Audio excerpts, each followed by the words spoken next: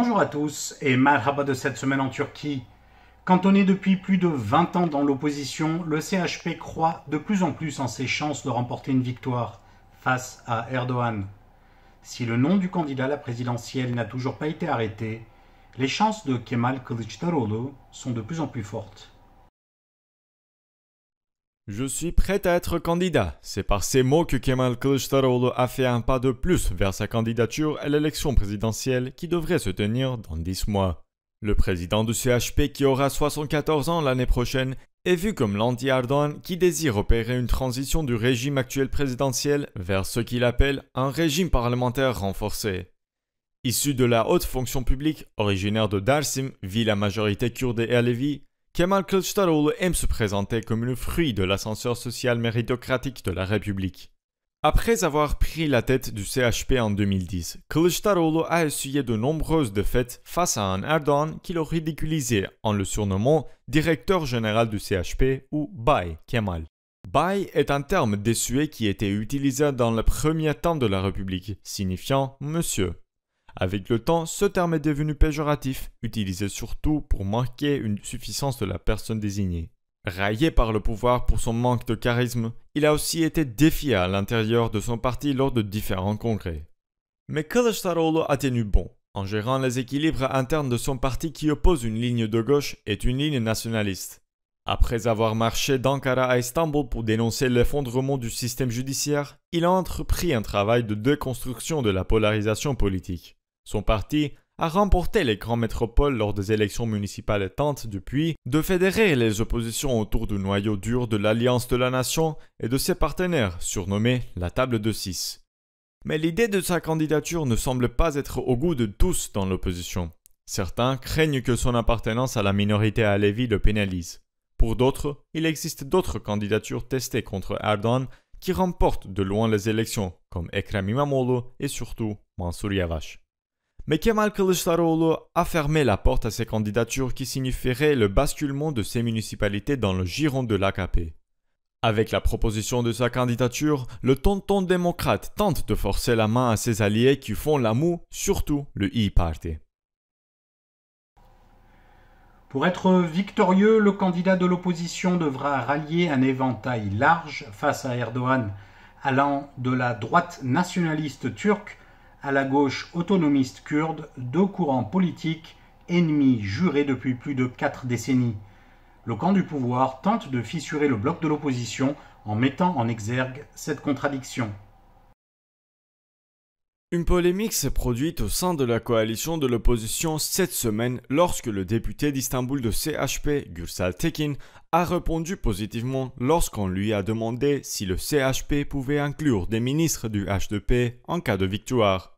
Le HDP est un parti pro-kurde, la majorité de ses soutiens provenant de la minorité ethnique la plus importante de Turquie.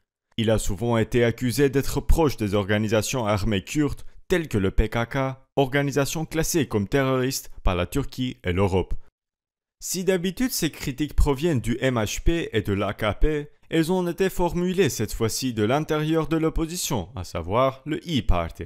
Le parti İYİ est un parti nationaliste de centre-droite sous la direction de Meral Akşener et membre de la coalition d'opposition à 6 partis, composée du parti de centre-gauche CHP, démocrate de centre-droite DEVA et Futur, et de droite Felicity Party.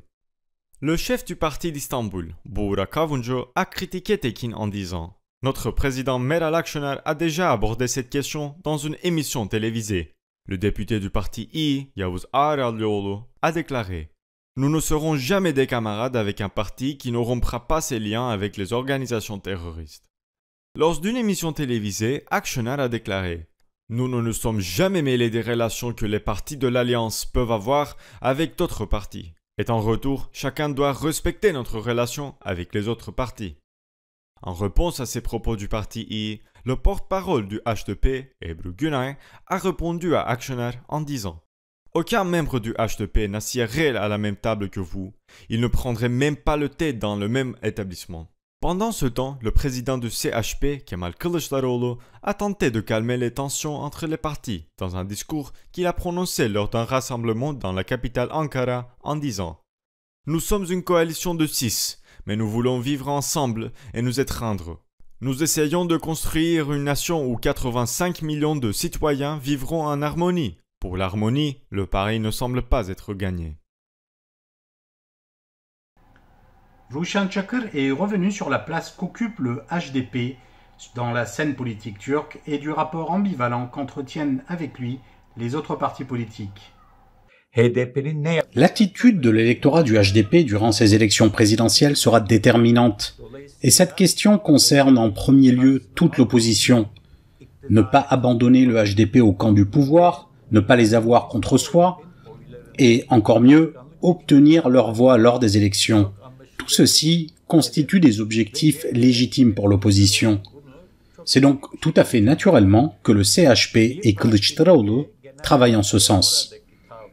Et le İYİ Parti, dans ce cas de figure, préférait plutôt fermer les yeux, ne pas trop en parler, ne pas acculer Kılıçdaroğlu. On peut dire que d'une certaine manière, il préférait se défausser sur le CHP. Et d'ailleurs, il est arrivé que Meral Akşener neutralise ses cadres qui faisaient des sorties contre le HDP.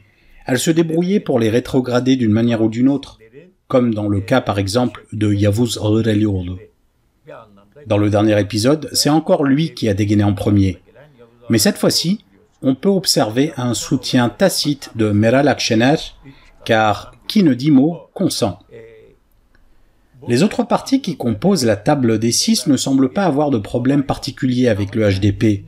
Le Saadet, le Gelecek ou le Deva ont d'ailleurs eu plusieurs réunions de travail ou des réunions protocolaires avec le HDP. Donc, ils ne sont pas sur une ligne consistant à dire « si le HDP est là, nous quittons la table ».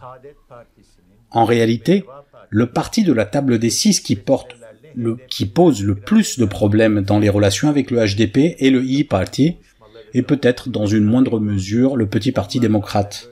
Bon, je n'ai pas vu de déclaration concrète de ce parti vis-à-vis du HDP, mais en général, ils ont l'habitude de se positionner de manière similaire au İYİ Parti sur ces questions-là. Donc, je ne veux pas les accuser à tort, mais disons que c'est plus conforme à leur positionnement. Mais en définitive, le point de blocage se situe au niveau du İYİ Parti. On est en réalité en présence d'un accord tacite entre le HDP et la table des 6. Et cet accord, le pouvoir veut le détruire. Le pouvoir veut que les relations entre le HDP et la table des 6 soient officielles, visibles, tangibles, afin qu'ils puissent mener un travail de propagande et accuser l'opposition de sympathie avec le terrorisme.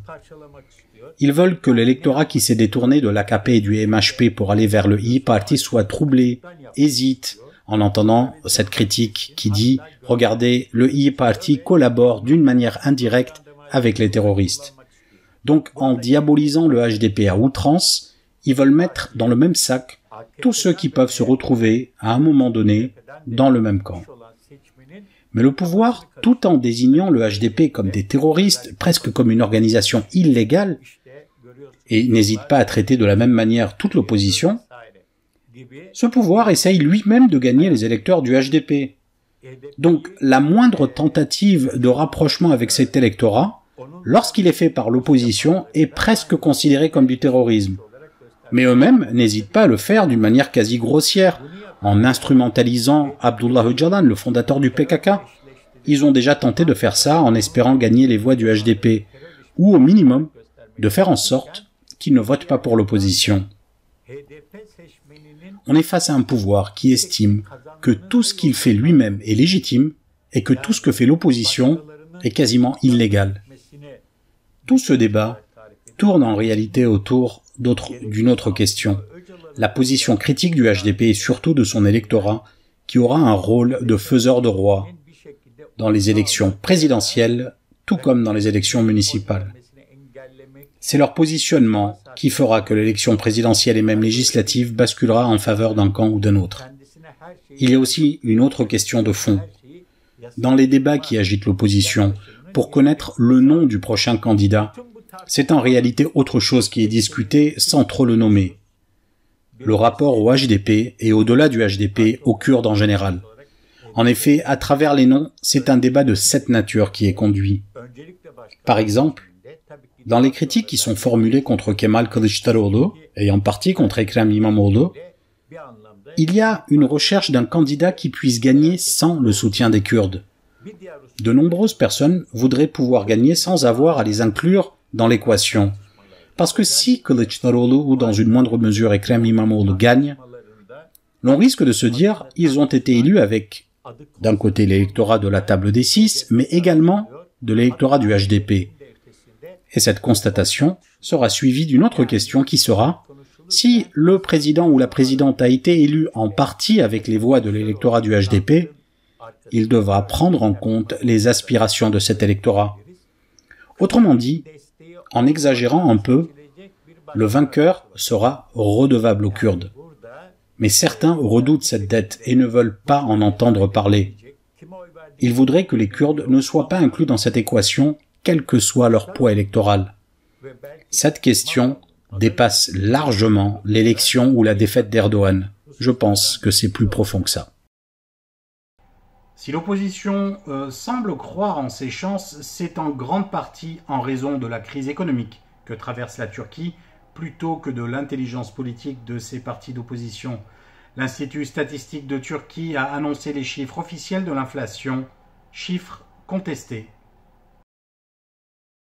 L'Institut statistique de Turquie a publié les chiffres de l'indice des prix à la consommation pour le mois d'août. Selon les chiffres du gouvernement, les prix ont augmenté de 1,46% au mois d'août, soit une augmentation de 80,2% en un an.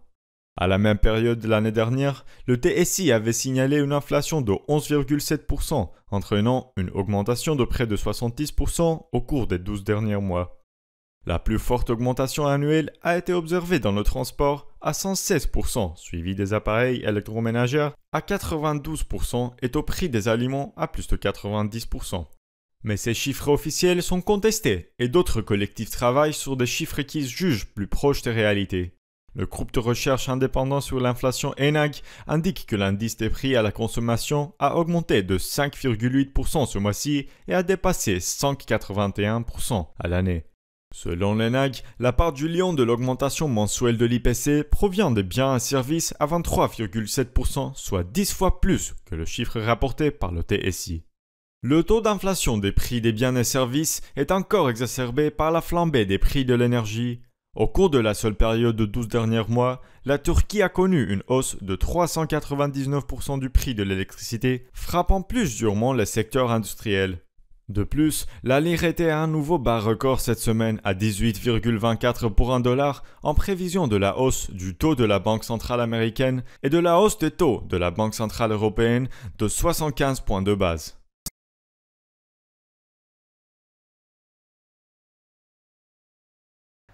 La Turquie entre en période électorale et le pouvoir semble décidé à jouer la carte nationaliste.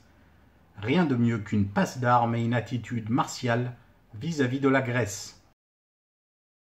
Le président Erdogan a assisté la semaine dernière à la plus grande exposition aérospatiale et technologique de Turquie dans la province de Samsun, où il a prononcé un discours qui a provoqué une nouvelle crise entre la Grèce et la Turquie. Grecs, soyez conscients de l'histoire. Si vous poussez encore le bouchon, le prix à payer sera lourd. L'heure venue, nous ferons le nécessaire. Une nuit, on peut arriver à l'improviste. Ce qui a conduit le président Erdogan à menacer la Grèce, ce sont les allégations de la Turquie selon lesquelles des batteries de missiles sol-air grecs S-300 sur l'île de Crète se seraient verrouillées fin août sur des F-16 turcs voisins. Un acte d'hostilité selon les règles d'engagement de l'OTAN. La Grèce a rapidement nié ces allégations et assuré que ces S-300 ne s'étaient jamais verrouillés sur des F-16 turcs. La Turquie proteste depuis longtemps contre la militarisation des îles grecques orientales, considérant cela comme une violation du traité de Lausanne. Lors de sa visite en Bosnie-Herzégovine cette semaine, à la question de savoir s'il prévoyait d'un conflit militaire avec la Grèce, le président et chef de l'AKP Erdogan a répondu « Ce dont je parle n'est pas une sorte de rêve. Une nuit, on peut arriver à l'improviste. Pourquoi ? Parce qu'ils ont ces îles et qu'ils militarisent ces îles. Ils devraient savoir, si ces menaces illégitimes continuent, notre patience a ses limites. » Le ministère grec des Affaires étrangères a répondu au président Erdogan en disant « La Grèce ne se joindra pas à la Turquie dans le feuilleton de remarques et de menaces scandaleuses et au-delà de toute limite qui se déroulent quotidiennement.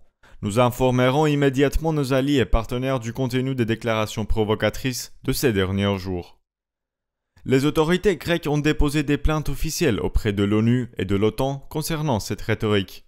Le département d'État des États-Unis a commenté: la souveraineté et l'intégrité territoriale de tous les pays doivent être respectées et protégées. La souveraineté de la Grèce sur ces îles n'est pas contestée. Nous appelons toutes les parties à s'abstenir de toute rhétorique et de toute action susceptible d'aggraver encore les tensions.